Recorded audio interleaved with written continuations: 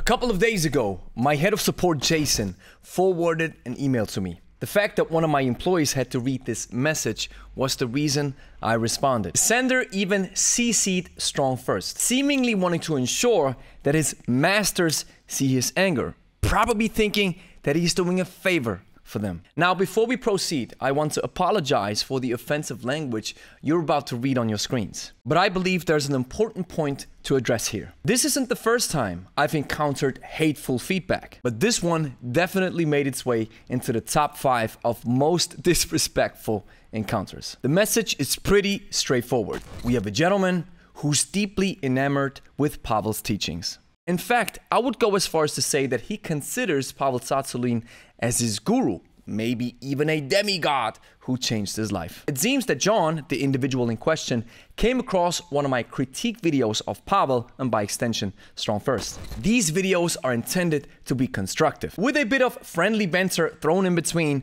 for entertainment. However, I understand that not everybody sees them that way, but it would be foolish to stop pursuing something you believe in simply because others don't understand your intentions or hold a different opinion. John clearly didn't like the video. Not only does he resort to some sort of name calling, but he's also ready to challenge me to a fight apparently, convinced that he could knock me out in 30 seconds. Well, to put it simply, he's projecting his anger, frustration, and hate onto me. And unfortunately, onto my employee, Jason, as well. And as his employer, I felt the need to immediately stand up for him. I don't tolerate any form of hate directed to my team members who work hard to make sure that everything is working smoothly. However, this is where my sternness stopped, because I see this message as a hybrid of two things. A, Pavel's teachings have genuinely transformed John's life. Perhaps he was in poor physical shape, but after discovering kettlebells and a swing and a Turkish get-up through Pavel,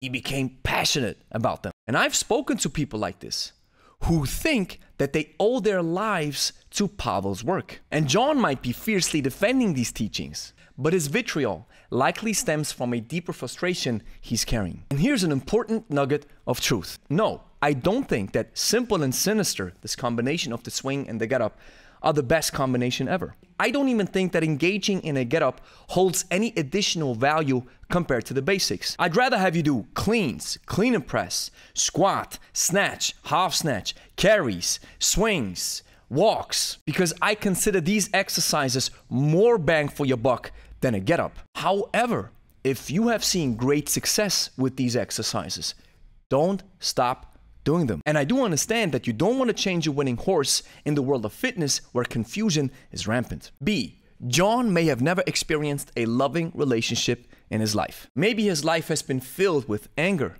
bitterness, and frustration. And that's unfortunately all he knows. If that's the case, I can only feel sorry for him. Who am I to retaliate when the anger that's been projected at me may come from a place of deep sadness? That's why I chose to respond in this way. And the takeaway here, always detach your sense of self-worth from external factors such as a training philosophy and put on the full armor of God so that when the day of evil comes, you may be able to stand your ground. Just because someone is engaging with your work or the work of someone you admire, this doesn't mean that they attack you on a personal level. It just means that they have a difference of opinion.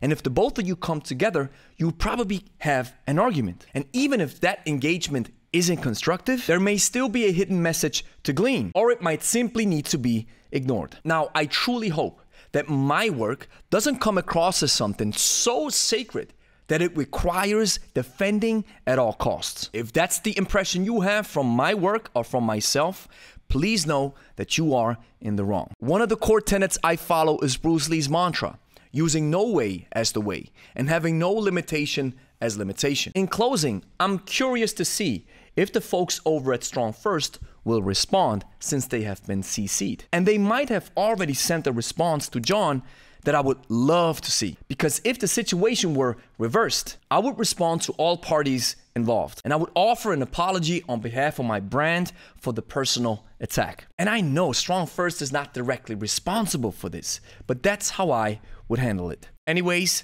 back to the grind. See you in the next one.